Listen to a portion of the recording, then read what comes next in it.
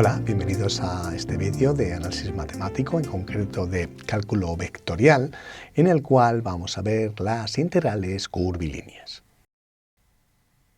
Este es el esquema que vamos a seguir. Vamos a ver, como acabo de decir, las integrales curvilíneas. En concreto, primero veremos las integrales curvilíneas de primer tipo, algunos ejemplos, luego las integrales curvilíneas de segundo tipo con, a su vez, algunos ejemplos. Las integrales curvilíneas son importantes porque aparecen mucho en el cálculo vectorial. De nada nos sirve el teorema de Green o el teorema de Stokes si no sabemos calcular este tipo de integrales. Además, quería recordar que a veces la denominación de este tipo de integrales puede variar de un libro de texto a otro. En este caso, pues yo he optado por llamarlas de primer tipo y de segundo tipo. Integrales curvilíneas de primer tipo.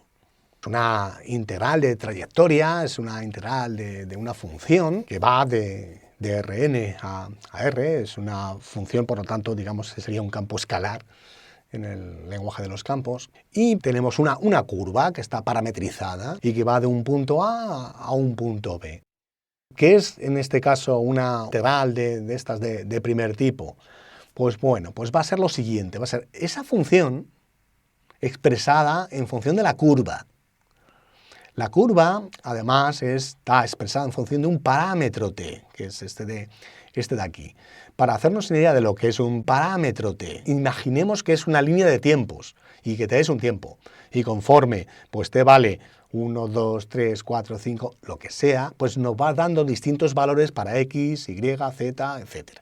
Pues bien, pues si expresamos esa función de esa manera y lo multiplicamos por la norma, esto es la norma, de la derivada de esa curva, también en función de t, por supuesto, para que todo quede en función de t. Entonces, claro, como estamos expresando todo en función de t, de ese parámetro, pues la diferencial va a ser diferencial de t. Y nos va a ir desde un t igual a a hasta un t igual a b. Entonces, básicamente aplicamos este tipo de integral a campos escalares. Por eso he utilizado una f minúscula. Y además, cuando la f es 1, esa integral nos da la longitud de la curva entre a y b. Por lo tanto, pues es útil. Ejemplo. Nos piden hallar la integral curvilínea de esa función, o sea, 1, sobre el cicloide parametrizado de ese modo, para t igual a 0 hasta t igual a 2pi. ¿Qué es un cicloide? Pues un cicloide es esto que aparece aquí. Entonces nos piden calcular esa integral o integral curvilínea desde aquí para t igual a 0, entonces esto va recorriendo hasta 2pi. Obsérvese que esto es lo que vale x y esto sería lo que vale y de esta manera parametrizado de este modo. Entonces estos son los valores para los distintos valores de x y los distintos valores de y. De tal modo que para t igual a 0, pues esto es 0. Así que empezamos aquí. Y para t igual a 0, pues ¿cuánto vale esto? Esto también vale 0. Así que efectivamente 0, 0. Empezaríamos aquí. Según vayamos recorriendo los valores de t, pues iremos subiendo a lo largo de la curva y luego bajaremos hasta aquí. Y ahí pues habría, digamos, ya terminado, porque no nos piden, digamos, calcular más allá de ese punto. Además, hemos visto que cuando la función es 1, en el fondo se trata de calcular la longitud de la curva. En este caso, pues la longitud del cicloide entre 0 y 2pi. Entonces, esta es una manera de preguntarnos, bueno, pues, ¿cuál es la longitud del cicloide? Solución. Primero calculamos la derivada. Vamos a ver.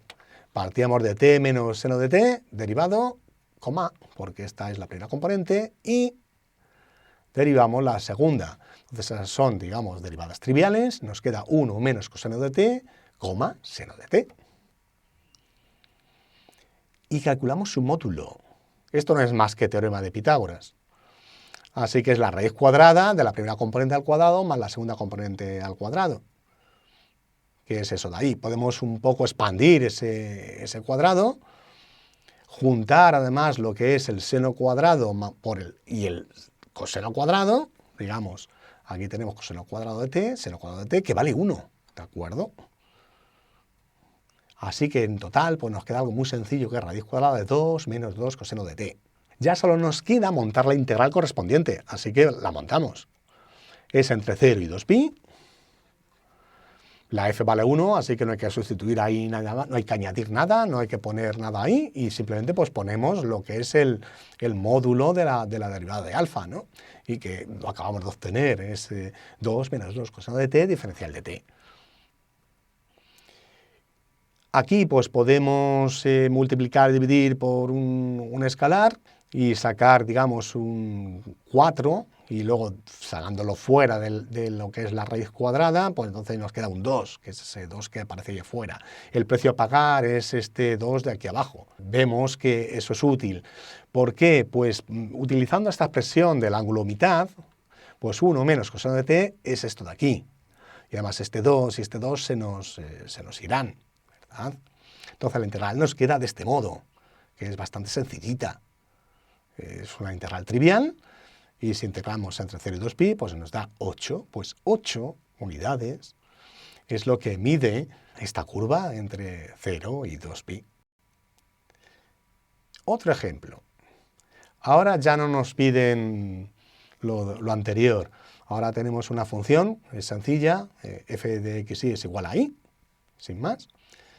Y también nos piden que sobre el cicloide parametrizado de la misma manera, también entre 0 y 2pi, vemos que es un problema muy similar, es que calcular esa integral curvilínea, pero ya no es una longitud como antes.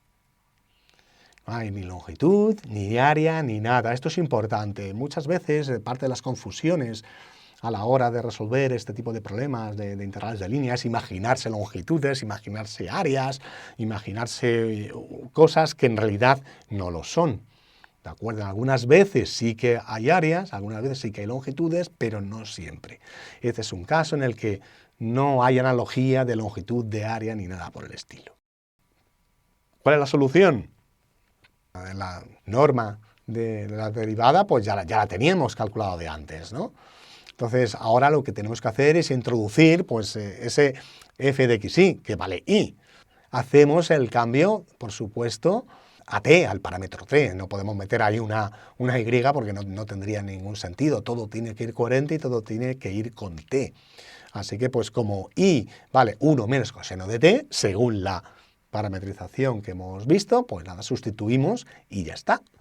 Entonces, ahora, a partir de este momento, lo único que hay que hacer es intentar manipular todas las funciones trigonométricas para que de algún modo queden expresiones cada vez más sencillas. Entonces, pues una manera típica es utilizar ángulos doble, ángulos mitad, etc. Entonces, en este caso, pues utilizamos de nuevo pues, el ángulo mitad. Entonces, nos queda de esta manera, ¿no? Tendríamos el seno cuadrado de t medios por el seno de t medios, así que nos queda seno al cubo, y este 2 sale fuera, con lo cual tenemos un 4, ¿de acuerdo? Y ahora hacemos un cambio de variable, donde ponga t partido por 2, pues habrá que poner u, es decir, u es igual a t partido por 2. Cuidado porque esto afecta tanto al diferencial, ahora será diferencial de u, ¿de acuerdo?, como a los límites de integración. Vamos a ver, al final, ¿qué es lo que estamos haciendo? U es igual a t partido por 2. Así que 2u igual a t. Así que diferencial de t va a ser a 2 veces diferencial de u. Entonces, ahora aparecen estos factores, por ejemplo, este 2 del diferencial, ¿de acuerdo? Y esto es muy importante en cualquier tipo de integración, si efectuamos un cambio de variable, hay que cambiar los límites de integración. Pues bueno, pues una vez realizado esto, pues esta es lo típico, que si tenemos un seno al cubo, pues lo que hacemos es utilizar un seno al cuadrado, utilizar, digamos, el coseno cuadrado más seno cuadrado igual a 1, que no deja de ser, pues, Pitágoras, ¿no? Y sustituimos el seno por el 1 menos coseno cuadrado.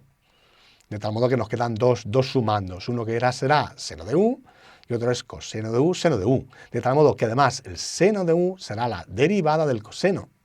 con lo cual será bastante trivial de resolver. Y el seno de u es directo, que es el menos coseno, ¿de acuerdo? Entonces, pues bueno, pues ya lo tenemos.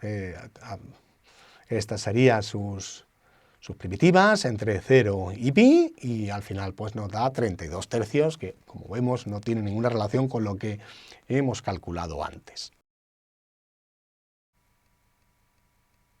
Integral curvilínea de segundo tipo. Eso que se ve ahí con este lenguaje matemático no es nada más que una expresión muy similar a la que hemos visto, no igual, aplicable a ¿qué? A campos vectoriales, ¿de acuerdo? Entonces vamos a tener un campo vectorial F que vaya de Rn a Rn, lo vamos a expresar en función de la parametrización determinada de una curva, esa curva va a ir efectivamente de A a B, y lo que hacemos es un producto escalar de esto por la derivada de la curva, de la parametrización de esa curva. Lo básico es tener en cuenta que esto es algo que aplicamos a campos vectoriales. Para los casos R2 y R3, las expresiones se reducen a lo que ahí vemos, que para algunos casos pues puede ser interesante utilizar directamente esas expresiones. Ejemplo. Nos piden calcular la integral curvilínea de ese campo vectorial a lo largo de la recta gamma parametrizada de esa manera entre t igual a 0 y t igual a 1. La solución, bueno, pues esa es la expresión, la definición que tenemos que sustituyamos. Entonces, f vale esto de aquí, es un dato. Y la derivada va a ser 0, 0, 2t. Estos son un número, la derivada de eso 0, otro número, derivada de eso 0, y esto es, la derivada de t cuadrado es 2t. Así que ya lo tenemos. En el f, por supuesto, donde ponía x, hemos puesto lo que vale x, que vale 1, con esa parametrización. Lo que vale y vale 2. Y lo que vale z, que vale t cuadrado. Bueno, como decía, pues ahora efectuamos ese producto escalar. Entonces no es nada más que multiplicar la componente x por la componente x, componente y por la componente y, la componente z por la componente z, y sumarlo todo. Entonces si efectuamos eso, pues nos da ese valor de ahí. Así que pues nuestra integral curvilínea va a ser muy sencilla, va a ser la integral entre 0 y 1 de esa expresión. Y es una integral pues trivial, y pues su solución pues es la exponencial de 1 menos 1. Así de sencillito. Ahora vamos a ver otro ejemplo. Vamos a solucionarlo por lo que hemos llamado, lo que voy a llamar vía 1. Tenemos la siguiente integral curvilínea, que es esa de ahí. Y la curva va a ser pues, una curva dada por esa parametrización, ¿de acuerdo? De t cuadrado y 1. Y pues obviamente el campo vectorial es eso de aquí. Digamos que esto que va con diferencial de x, pues esto sería la parte de x. Esto que va con diferencial de y, pues esto de aquí sería la parte, digamos, de la segunda componente, y diferencial z que va con 1, pues con 1. Entonces, pues ese es el campo vectorial. En este caso nos han dado la expresión ya de esta manera, y lo que estamos haciendo es traducir a pues, lo que es un campo vectorial por componentes. Y además, pues nuestra curva parametrizada, su derivada, pues va a ser 1, 2t y 0. Por tanto, la expresión de f en función de esta curva, pues donde ponga x cuadrado, aquí pone x cuadrado, o hay que poner, pues, esto de aquí, que es t cuadrado. Y aquí es 5 medios de x por y, pues esto es 5 medios de esto por esto, así que es al cubo, t al cubo. Y 1, pues 1. Entonces ya tenemos la expresión de f en función del parámetro t, en función de esta curva, de esta parametrización. Ahora solamente nos queda montar y resolver la integral. Hacemos el producto escalar de ellos dos. Entonces esta componente la multiplicamos por esta por esta y esta por esta, y sumamos. Y nos da eso. que es una expresión bastante trivial, entonces su solución es 2. Y esta sería pues lo que hemos llamado vía 1. Veamos este mismo caso por lo que voy a llamar una solución por la vía número 2.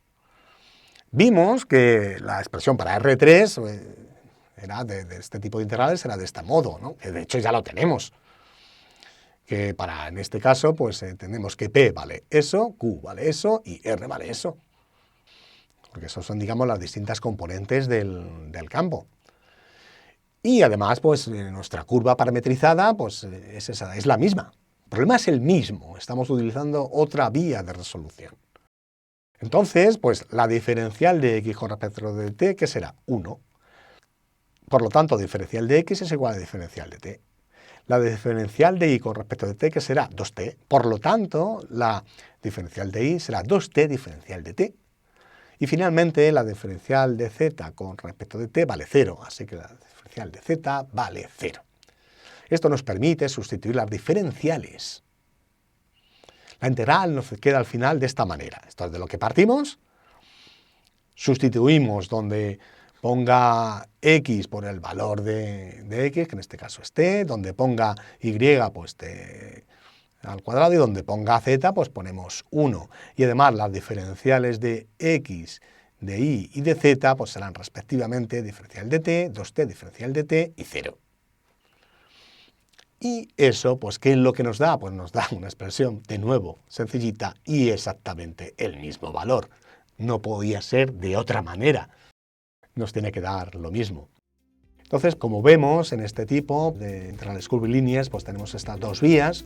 Dependiendo de cómo nos den el enunciado, pues puede ser de una manera más efectiva que otra, o a veces incluso pues por gusto, si preferimos hacerlo de una manera o de otra.